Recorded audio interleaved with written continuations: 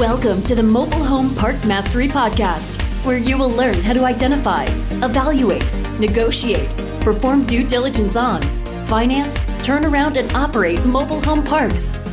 And now, here is your host, the fifth largest mobile home park owner in the United States, Frank Rolfe. These were the headlines of October 28, 1929. Madame Curie has a cold. Commodity average goes still lower. Walker pays tribute to Jessel.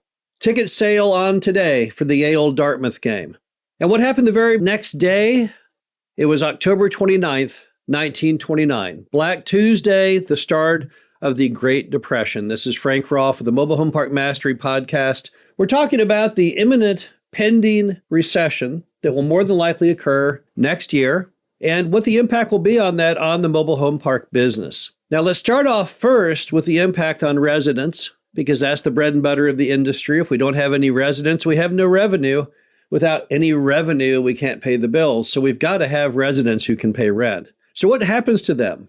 Do they dry up and blow away? What happens when the recession hits? Well, the first thing you have to know about mobile home park residents is they are very much insulated from recessions and depression. And that's because probably about a half of all of the mobile home park residents in the United States are retired.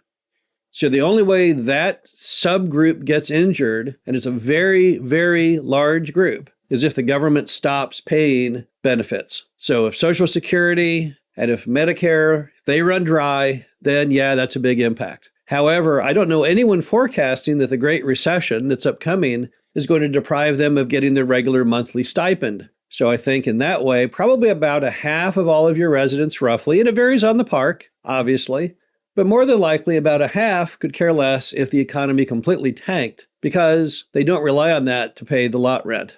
But what about the other half? What about that half that does hold a job? What will happen to them? Well, again, they're somewhat insulated. They are in the occupations that we now decry after COVID as being essential.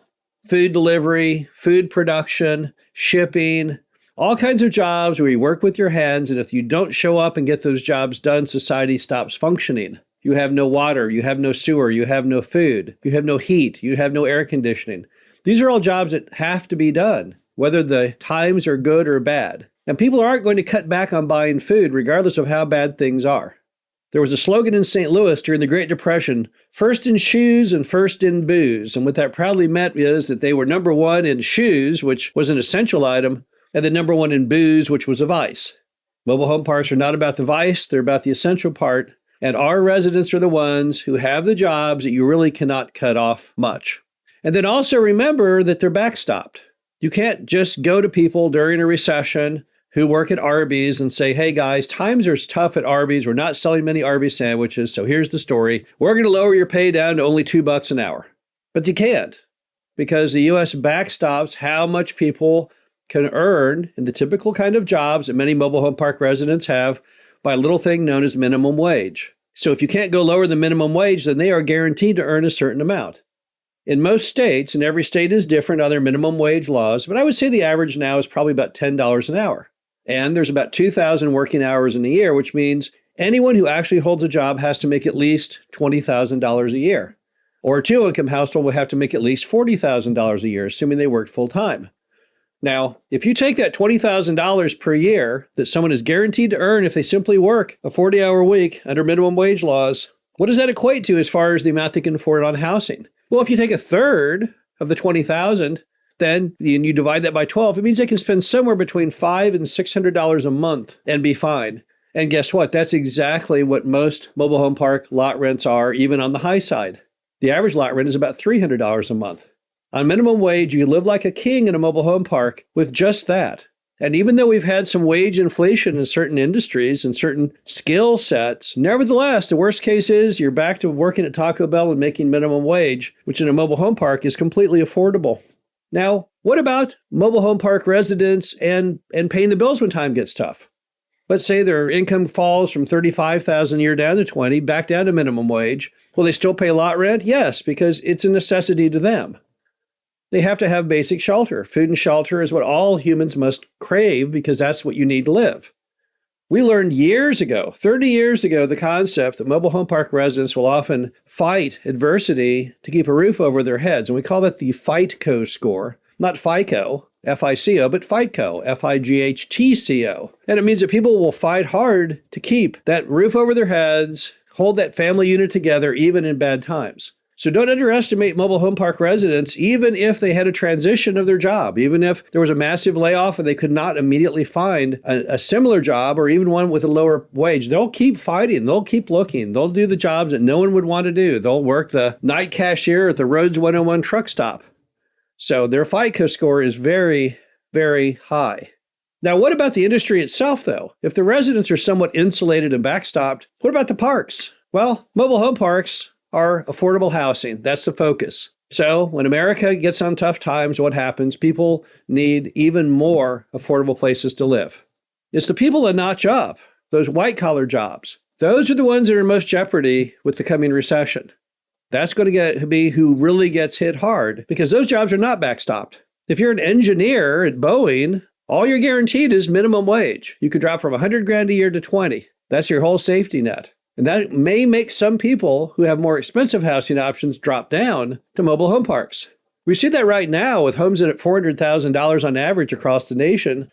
People cannot afford those homes in certain school districts and suburbs they want to live in. And often people who you would never imagine to live in mobile home parks based on their income and their jobs suddenly are moving in. You will only see that accelerate when the recession hits.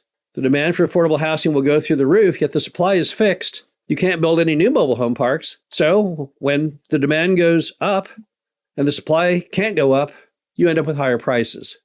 Nationwide, you're seeing the occupancy of mobile home parks at probably the highest levels it's ever been, as all kinds of new investors bring these old parks back to life and start getting them reoccupied. But despite new homes being brought in to fill vacant lots, most mobile home parks in America are already at 80% plus occupancy now. So there really isn't even any room for not much new supply, even on park owners who have a few vacant lots. What about the macro industry? What happens to that? Well, we all know that recession brings a lowering of interest rates. If you take all the recessions since 1950 and you look at the interest rate when they went into the recession and when they came out, the average drop since 1950 is about 2.5 points. So if you apply that to this coming recession, and assuming that the interest rates on mobile home park loans are somewhere around 7% or so, and you take off 2.5%, that's not too bad. That gets you down to maybe a 4.5% to 5%. I would personally conjecture that's probably where interest rates will remain for the longest time. If you look at the chart of historical interest rates, you'll see we had never gotten down to 0.25% Fed funds rate in American history. Even back in 1776, interest rates were around 5 to 6%. That seems to be kind of the flat line with the average. So while I don't see interest rates ever going insanely low ever again, I do think we can all live in a world where interest rates are roughly at 5%. That would equate to cap rates on mobile home parks that are still significantly lower than they are right now. And that's heralded and brought into play by the recession. Now, the final question is, are we really going to have a recession? Does it have to happen? Could we maybe have the soft landing, this Hollywood ending that people keep talking about? Well, I would urge you just to apply science to the situation. Right now, America is the closest it's ever been to the era of Jimmy Carter. That had a very, very, very bad ending. Our nation has always had recessions roughly every 7 years or so. Yet it's been twice that, 14 years since we had the last one, the Great Recession, 2007, 2008. Ask yourself, are our current leaders really that good? We've had some good leaders historically who did their best to try and keep us out of recession, but I don't think anyone would try and claim that right now the crew running the country is the best we've ever had. And if much more qualified and competent leaders were unable to stave off recessions, to me it's completely unrealistic to assume that the current team can win. On top of that, you have such a long period since the last recession that the odds are overwhelming that the next one will occur. If you look at the raw material of what's going on in the nation right now, everything from freight delivery to M2 money supply would point certainly to a recession, and relatively soon. The only question to me at this point is when it occurs and how long it lasts. The bottom line is that mobile home parks are in an excellent position for the coming recession. We're well positioned on everything from tenants to the business model itself to be contrarian by nature and to be ready for whatever bad thing the economy will unleash. This is Frank Rolfe, a Mobile Home Park Mastery Podcast. Hope you enjoyed this. Talk to you again soon. Thank you for listening to the Mobile Home Park Mastery Podcast.